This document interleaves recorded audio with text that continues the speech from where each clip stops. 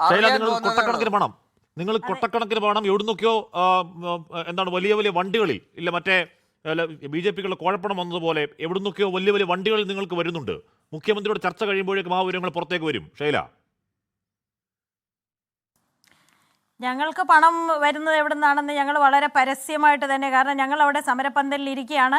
ധാരാളം ആളുകൾ ഞങ്ങൾക്ക് അവരുടെ കയ്യിലുള്ളത് കൊണ്ടുവന്ന് തരുന്നുണ്ട്.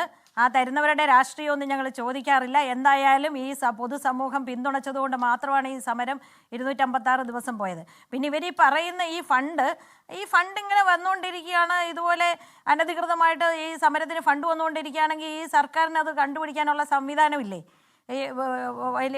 ഒരുപാട് ആളുകളുടെയൊക്കെ പേര് പറയുന്നുണ്ടല്ലോ ഫണ്ട് കൊണ്ടുവരുന്നത്. പിന്നെ ഈ സുരേഷ് ഗോപി സമരപ്പന്തലി വന്നു എന്ന് പറഞ്ഞു കുറേ നാളുകളായല്ലോ പറയുന്നത്. വീണ്ടും ഇത് ആവർത്തിക്കാൻ നിങ്ങൾക്ക് നാണം തോന്നുന്നില്ലേ?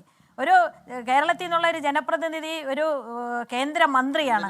അദ്ദേഹം വന്നു, അദ്ദേഹത്തോട് പറയേണ്ടത് എന്താണെന്ന് ഞങ്ങൾ പറഞ്ഞു. തീർച്ചയായിട്ടും തീർച്ചയായിട്ടും നാണം തോന്നണം. കാരണം അവിടെ വരുന്ന എത്രയോ ആളുകൾ അവിടെ വന്നു. അങ്ങനെയാണെങ്കിൽ നിങ്ങളുടെ പ്രതിനിധികളൊക്കെ ഇപ്പോൾ ഇടയ്ക്കിടയ്ക്ക് പോകുന്നുണ്ടല്ലോ, എന്തെങ്കിലും ആവശ്യം വരുന്നുണ്ടെങ്കിൽ ഈ കേന്ദ്രമന്ത്രിമാർ BJPയുടെ നേതാക്കന്മാരായതുകൊണ്ട് ആരും കാണാതിരിക്കുകയാണോ? ഈയിടെയും പോയല്ലോ മുഖ്യമന്ത്രി അടക്കമുള്ള ആളുകൾ. എന്തെങ്കിലും അത്യാവശ്യം വരുന്നുണ്ടെങ്കിൽ നിർമ്മലാ സീതാരാമനെയും അതുപോലുള്ള ആളുകളെ, അമിത്ഷായൊക്കെ കാണാൻ പോകുന്നത് എന്തിനാണ് നിങ്ങൾ കാണാൻ പോകുന്നത്? നിങ്ങൾ കാണാൻ പോകേണ്ട കാര്യമില്ലല്ലോ, അവരുമായിട്ടൊന്നും യാതൊരു ഇതുമില്ലല്ലോ. അപ്പോൾ ഈ പിണറായി വിജയൻ സർക്കാരിന്റെ പോലെ കാശ് കിട്ടിയ ഉടനെ കമന്നു വീഴുന്ന ആളുകളല്ല ഈ സംഘടന നയിക്കുന്നത്. അല്ലെങ്കിൽ ഈ സംഘടന അതെ എന്തിനാണ് പ്രശ്നം?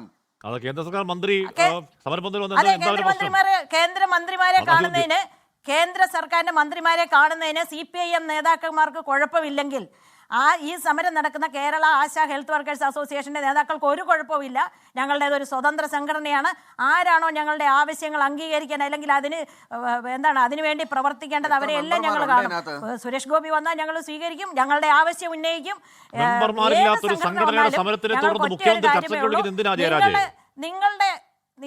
മെമ്പർമാരില്ലാത്ത ഒരു സംഘടനയുടെ സമരം കണ്ട് ഭയന്ന് മുഖ്യമന്ത്രി എന്തിനാ 3 ദിവസം ചർച്ചയ്ക്ക് വിളിച്ച് എന്തിനാ? അതിനുവേണ്ടി പിന്തുണയ്ക്കാൻ സ്വീകരിക്കാൻ ഞങ്ങൾ തയ്യാറാണ്. അവരെ സ്വീകരിക്കും, അവരോട് ഞങ്ങൾ ആവശ്യങ്ങൾ ഉന്നയിക്കും. അതിൽ ഞങ്ങൾക്ക് ഒരു ബുദ്ധിമുട്ടുമില്ല. കാരണം ഈ ആശാ സമരം തുടങ്ങിയിരിക്കുന്നത് കൃത്യമായ ആവശ്യങ്ങൾ ഉന്നയിച്ചുകൊണ്ടാണ്. ആ ആവശ്യങ്ങൾ, അതിനെ പിന്തുണയ്ക്കാൻ തയ്യാറാകുന്നവരാരോ അവർ വരും, അവരോട് ഞങ്ങൾ ആവശ്യപ്പെടും. കേന്ദ്ര സർക്കാർ ചെയ്യേണ്ടത് ആവശ്യപ്പെട്ടിട്ടുണ്ട്. അതുകൊണ്ടാണല്ലോ പാർലമെന്റിൽ ഇവിടുന്ന് കേരളത്തിൽ നിന്ന് പോയ പ്രതിപക്ഷ MP ആവശ്യപ്പെടുകയും കേന്ദ്ര സർക്കാർ നാമമാത്രമായിട്ടെങ്കിലും ഇൻസെൻറ്റീവ് കൂട്ടാൻ തയ്യാറാകുകയും ചെയ്ത് വെറുതെ ഉണ്ടായതല്ലോ.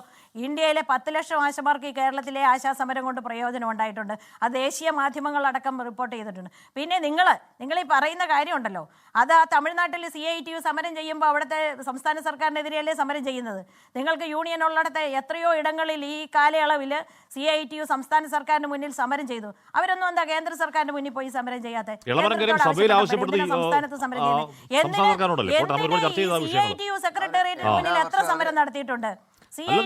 സമരം നടത്തിയിട്ടുണ്ട് സെക്രട്ടേറിയറ്റ്. സഭയിൽ ആവശ്യപ്പെടുന്നത് സർക്കാരിനോട് മിനിമം 10,000 രൂപ ആക്കണമെന്ന് അന്ന് നാളുകൾക്ക് മുന്നേ, അല്ല കേന്ദ്രത്തോടല്ല ആവശ്യപ്പെടുന്നത്.